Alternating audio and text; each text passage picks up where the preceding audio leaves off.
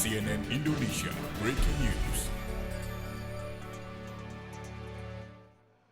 Bisa dijelaskan? Ya, ini tergambarkan bahwa di dalam darah dia setelah 15 hari pun masih dia. Dalam darah 15 hari pun masih, oke. Artinya Artinya, setelah kematian sianida bisa masih ditemukan dalam konteks itu. oke, itu setelah 15 hari ya?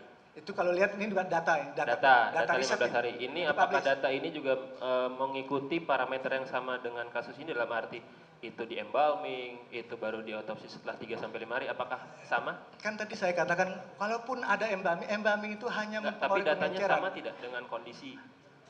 Saya pengen nanya, perbandingannya, data ini sama tidak dengan kondisi yang Anda analisa data-datanya itu? Sama tidak? Ya, mereka hanya menyimpan, bedanya itu. Beda ya? Oke. Tapi konteksnya gini ya, Iya. enggak maaf, ini harus jelas dulu, karena Oke, bahan silakan kimia lanjutkan. itu harus eksak, pasti tracer. Artinya apa? Ketika kita bicara ada embalming, kita bicara pengenceran, bukan reaksi. Ya. Itu poinnya. Oke, Baik. makasih. Oke, sudah situ. Tadi dari data-data yang Anda perlihatkan juga, itu saya tidak melihat ada data BAP Lia Amalia. Itu petugas rumah duka Darmais. Di situ dikatakan bahwa pada saat dia melakukan rias, itu muka korban kemerahan.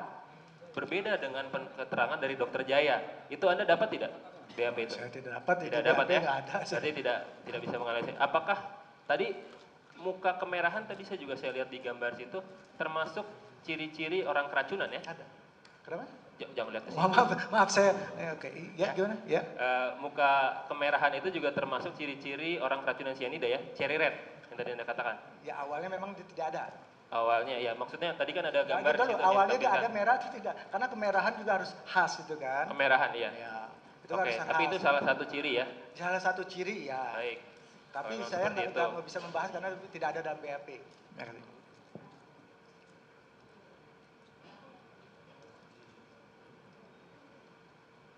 Lanjutkan oleh rekan saya dulu.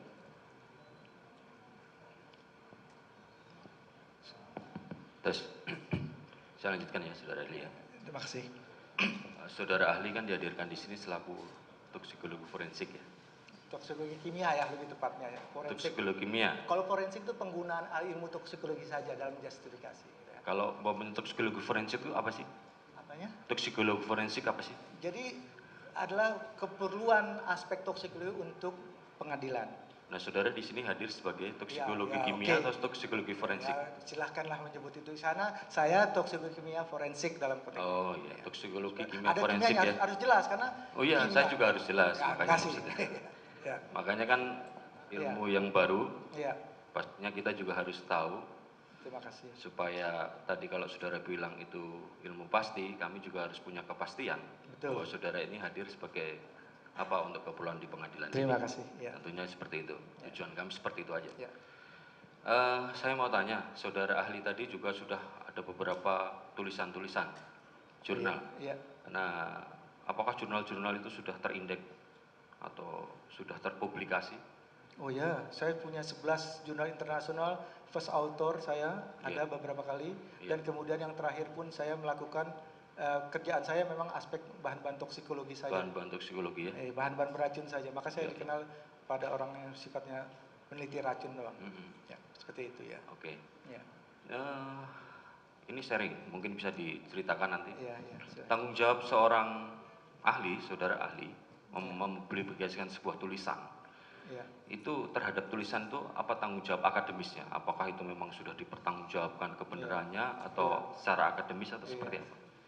Jadi kalau dalam dunia akademis itu, Iya, iya. ya, publikasi yang diakui adalah terskopus, Iya, iya. terindeks. Iya, iya, Nah, terindeks. saya adalah publikasi saya terskopus dan terindeks. Apa makna terskopus dan terindeks? Iya. Itu ada panel ahli. Iya, iya. Jadi kita dituntut pertanggungjawaban ilmiah gitu. Iya. Tidak mengada-ngada dalam konteks ini, harus metodenya valid. Iya, iya. Ya, jadi saya prinsipnya adalah penggunaan dalam hal metode harus tervalidasi. Kemudian juga reasonable ilmiahnya harus kuat. Ya. Dan fakta data juga harus akurat.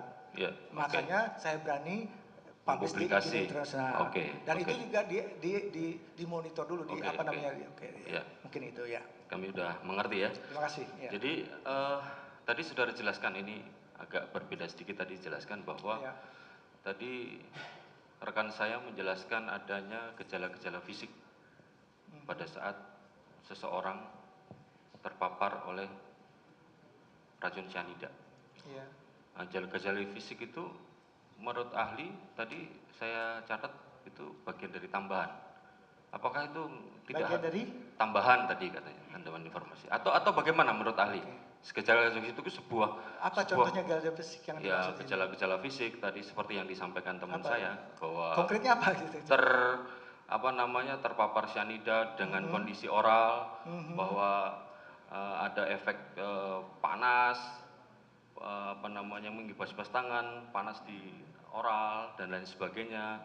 Tadi juga disampaikan dari fakta-fakta yang sebelumnya bahwa kondisi seperti susah mencari oksigen, susah bernafas, ada kejang-kejang dan lain sebagainya. Seperti kondisi-kondisi seperti itu tuh selaku ahli tadi, Ya. menurut ahli toksikologi kimia forensik atau toksikologi forensik saja? Toksikologi kimia forensik dalam Kimia forensik ya. Kalau kita bicara dalam kasus itu ya. Iya, iya. Jadi begini, kalau kita bicara dalam gejala fisik itu sebagai indikator. Indikator. Poin yang paling penting adalah pembuktian di dalam tubuhnya. Iya. Jadi kalau umpamanya seorang toksikologi kimia forensik tadi ya, Iya, menurut saudara iya. itu tadi yang dikatakan circumstance of the death Death, tadi, ya. kalau menurut saya istilah kami ya, Iya. apakah menurut ahli juga sepakat circumstance of the case? Kalau Iya. kita melihat sebuah kasus itu Iya. itu wajib atau harus diperhatikan nggak sih? Oh wajib.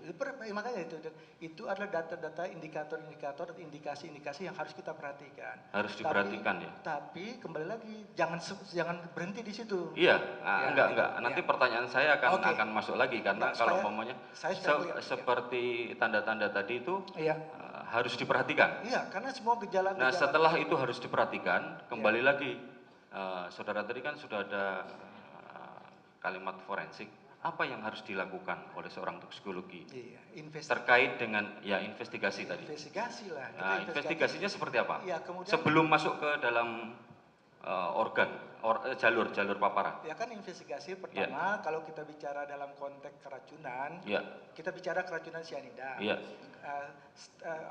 Gejala umum di antara indikasinya adalah misalnya ya dalam arti cherry red secara umum ya. Iya. Itu ada atau tidak, terus kemudian kalau misalnya dia itu sama dengan patologi forensik, dia misalnya menekan dadanya di udara pernapasan karena kan keluaran suatu gas itu melalui pernapasan, bau tidak. Itu terhadap fisik. Di luar non fisik? Di luar non fisik. Iya, di luar fisik. Ya. Mungkin di sekitar tempatnya atau dan lain sebagainya itu bagian dari tugas. Oh, itu dalam pengertian kalau di luar fisik artinya keberadaan di situ Iya, maksudnya? iya. Ya, itu Dalam kasus keracunan cyanida itu. dalam keracunan cyanida sebagai suatu data yang harus kita kumpulkan juga. Harus dikumpulkan juga. Itu kan Berarti data-data yang begini. tadi disampaikan gejala-gejala itu harus diperhatikan. Betul. Nah, kemudian mengkerucut kepada hal-hal investigatif. Apalagi pentingnya gini ya, kita Enggak, bicara maksudnya seperti itu dulu. Iya, Nah, iya. investigatif. Terus Iya. harus dikumpulkan beberapa bagian atau mungkin material di situ di. sebagai suatu contoh kita Iya, dicek iya. packaging. Hmm.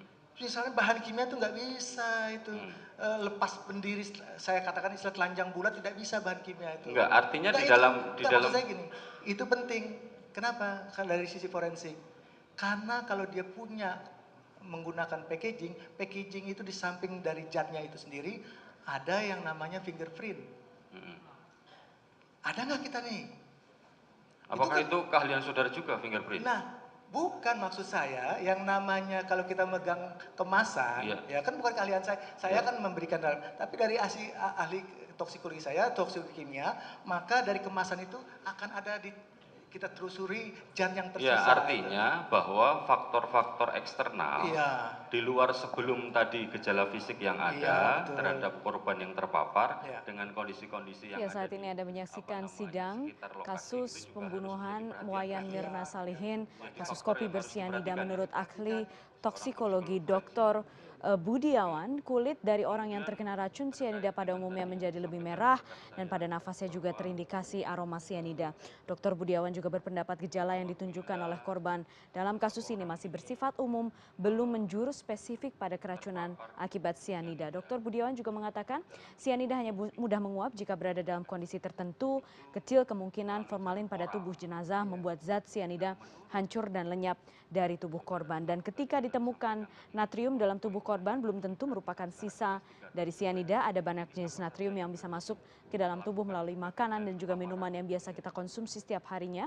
Asumsi semestinya didasarkan pada analisis zat-zat apa yang masuk ke tubuh korban sebelum kejadian berlangsung dan itu dianalisa secara menyeluruh. Tadi sebelumnya Dr. Budiawan juga menyampaikan bahwa temuan 7.400 ppm sianida menurutnya terlalu besar konsentrasinya dan itu dikatakan tidak mungkin karena jika 7.400 ppm sianida itu ditemukan semestinya aroma gasnya sudah tercium kemana-mana dan lingkungan yang berada di sekitar sianida tersebut harus segera dievakuasi karena membahayakan. Dan saat ini jaksa penuntut masih mempertanyakan beberapa fakta yang digali dari saksi ahli.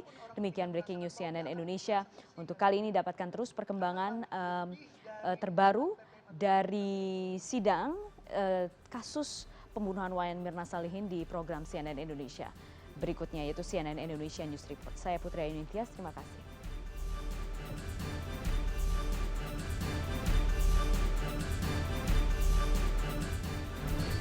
CNN Indonesia Breaking News.